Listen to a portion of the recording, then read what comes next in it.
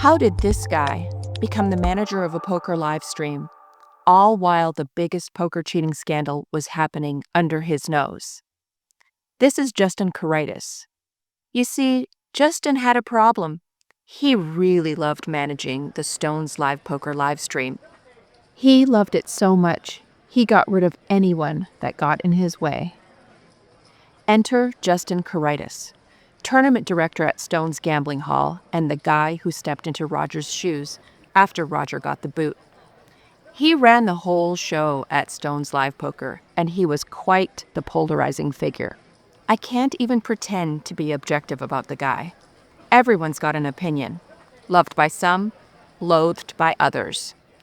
He was a walking contradiction, the kind of character you can't really pin down. But here's how I saw him. Before the cheating scandal, he was one thing. After I went public, a whole different animal. That's when I started to see the gears turning, conniving, sharp, smarter than I gave him credit for. The first time I met Justin, he struck me as this happy-go-lucky, slightly offbeat, middle management type. Funny in a weird way. He was covered in tattoos with this geeky vibe that didn't exactly scream mastermind. I pegged him as the kind of guy who coasted through life, keeping the higher-ups happy. A rules kind of guy. Not the kind of guy to break them. Not the kind of guy to make them, and definitely not the kind to ruffle any feathers. When I did commentary, I often got out of line. If you go back to any of those old live streams, you'll see we were drinking, we were swearing, we were barely paying attention to the game. He'd pull me aside now and then, usually after I'd gone off on some anti-religious rant or dropped too many F-bombs on air. He'd ask me to tone it down, but he was always kind about it. He never fired me, even when I deserved it. I think he actually kind of liked me for a while. He found some of my antics funny, even if upper management didn't. For a while, he even put me on the Stones payroll. But here's the thing about Justin. He was fair up until he wasn't. Case in point, the day he fired me. I know, I just said that he didn't fire me. But he kind of did once. I had been working all day. I was starving, and I was stuck in the booth of a 6-hour tournament final table. I hadn't eaten since lunchtime. And the rules said no eating in the booth, except when they didn't. Because Justin changed the rules like he changed socks. One week it was fine, the next it was a firing offense. Keep that in mind, ladies and gentlemen, because the rules were always changing under Justin. And that day, I was done. I walked out because I was so hungry and I just needed to eat. And just like that, I was fired. Keep in mind, I'm not holding a grudge about that because I did walk out during a live stream. I gave it a bit of time, and after the dust settled, I swallowed my pride, and I apologized. Justin, he didn't hold a grudge. Instead, he threw me a lifeline. Contract work. No, I didn't get my old job back, not that I needed it. Instead of rehiring me, he just put me back in the schedule and paid me in chips, per episode. It wasn't really a comeback. It was kind of as though I never left. Justin Caritis, before Stones. Before Justin was calling the shots at Stones, he was dealing cards, and he was a prop player at Casino Royale. For those of you who don't know what a prop player is, it's an hourly wage player who doesn't get to pick the game that they play in. They go where they're told, they sit where they're told, and they keep the tables alive, whether they're winning or losing. Justin eventually made his way up to tournament director at Casino Royale. An interesting backstory about Casino Royale is that it got shut down by the DOJ. You can't make this stuff up. Agents from the California Bureau of Gambling Control shut down the Casino Royale in North Sacramento after it allegedly failed to pay off nearly $60,000 in winnings it owed to customers.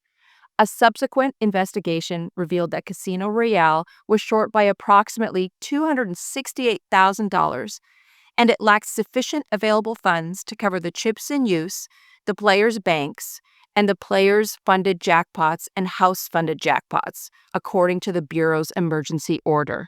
So back to Justin. He claimed that Casino Royale fired him after he blew the whistle on a cheater. The story sounds familiar. Here's how he told it to me. A regular at the casino was playing a poker tournament. He allegedly brought his own high-value tournament chips and slipped them into his stack mid-game. Justin caught him red-handed and did the right thing and reported it to management. But instead of booting the cheater, management shrugged. Why? Because the guy was a regular. Justin apparently wasn't having it, and he gave them an ultimatum. You 86 this guy, or I'm out. And apparently Casino Royale chose the cheater. As shady as Casino Royale sounds, I know one thing. Cheating is bad for business. And I've been around poker long enough to know that casinos typically don't side with cheaters over dealers and players. It's like picking the scammer over the security guard. It makes zero sense, right? But that's Justin's story. And I can't verify it because Casino Royale has been shut down for far too long. True or not, it makes you stop and think. What kind of a person is always somehow associated with some shady casino stuff? November 2019. I had already gone public with my accusations about Mike Postle cheating. My phone rings. It's a poker host, and we're going to call him Kevin. He's a pretty big poker host from Sacramento. Now, if you're not in the poker scene, poker hosts bring players to the casino, get the games going, and get a cut of the rake, whether they're playing or not. If the game runs for 15 hours, they'll pocket 15 hours worth of rake. It's not a bad gig. Kevin's got some tea to spill about Justin. Turns out, he knows the owner of the casino that fired Justin. And allegedly, Justin's story is nothing like what really happened.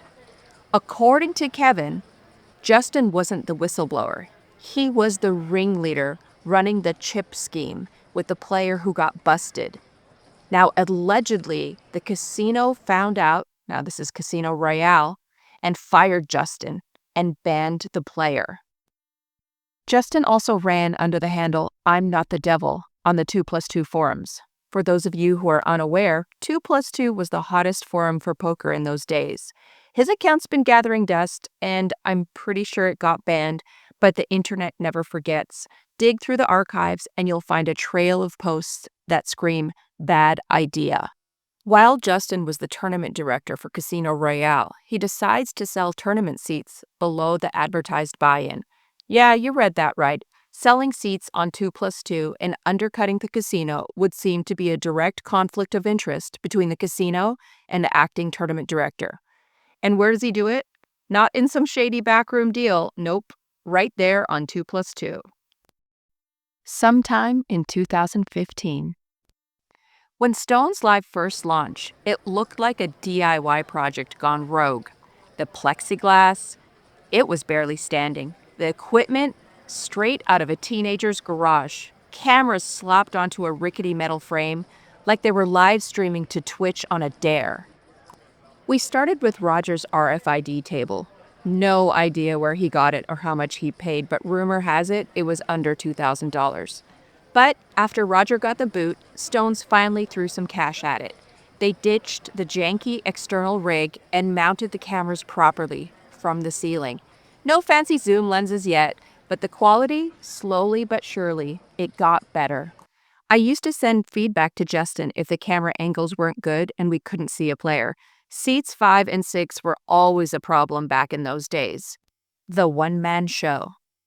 Something wild started to happen. Justin began clearing the deck, one person at a time.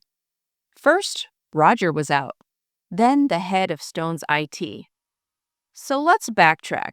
Stone's had their own IT team, and Art, the casino's general manager, wanted his IT guy to handle the tech side of the show. Justin would run the operations, and IT would handle the gear and tech. Simple, right? Not for Justin. He wasn't about to share the reins. Slowly but surely, he pushed the IT guy out and started building his own crew.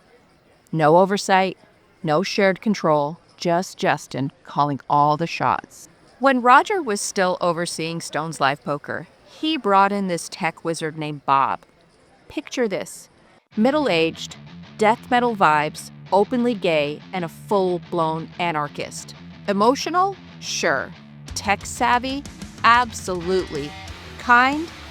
no question. Bob poured his heart into the show, but he always felt underappreciated and underpaid.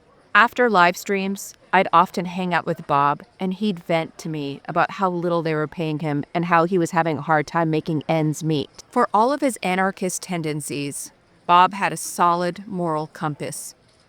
He'd call out cheating in a heartbeat. He hated liars and hated cheaters. But here's the kicker. Justin fired Bob before the cheating scandal even started. Coincidence? You tell me. The poker room at Stone's gambling hall. I've got a YouTube video breaking down the room layout, but here's the gist of it. It was a rectangle. That's it. In one corner, there was the live stream table. Directly across, the tournament director's booth. Smack dab in the middle were all of the tables, and the poker room entrance door was in between the tournament director's booth and the live stream table. The commentary and technical booth were on the other side of the room. When Stone's live poker first started, Justin was everywhere. Now remember, he was a tournament director and he was managing the live stream. He was running around cash games, making rulings, and managing the room. He was juggling a million things as a tournament director. But around the time the cheating started, he slowly started to disappear from running around the room. Justin's schedule was split. Tournaments on Tuesdays and Thursdays, live stream on Mondays, Wednesdays, and Fridays. On live stream days, there were no tournaments to run. So what did he do? He'd park himself at the tournament director's booth for hours. Suddenly, he was glued to the tournament director's podium for the entire stream. Then came the promotional wall. They slapped up a big promotional wall between the live stream table and the tournament director's booth. The same booth that Justin Caritas constantly stood at during the live stream. It was blocking the view of Justin for about 5 hours straight. No one could see him. I'd occasionally walk over, and there he was, watching the live stream in real time. Big red flag. Only the tech crew should see it live. Everyone else should see it on the 20 or 30-minute delay. I know now that no one should have access to live footage unless they're working in a tech booth. But at that time, I didn't understand. It was my very first live stream that I had worked on. And I thought it was weird that he was watching the live footage, but I trusted him. And then there was the microphone. Out of nowhere, Justin started wearing a microphone on his blazer lapel, and he was constantly talking into it. I always assumed he was chatting with the tech crew. But later, when the DOJ interviewed me after I went public with my allegations, they dropped a bombshell.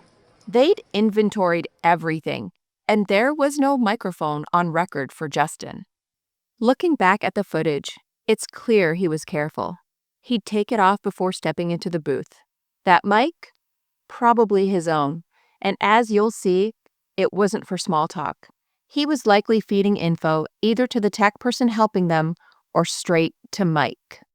Speaking of microphones, after the cheating started and people started complaining about Mike Postle to Justin, Justin would keep the microphones in the commentary booth hot after the live stream ended.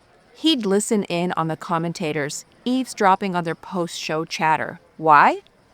Because he was obsessed with controlling the narrative and probably getting a little paranoid.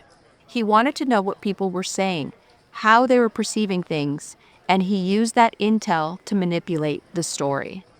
One of the Stones Live commentators told me that Justin would occasionally bring up things that he said in the booth after the stream when Justin wasn't even there. This person wondered how Justin knew until he realized that Justin had been listening the whole time. Now that you have the backstory on Justin Caritas and Stones Live Poker, in Part 3, we'll start to dive deeper into the evolution of Stones Live Poker and how Justin Caritas and Mike Postle could have possibly started the biggest poker scandal in history.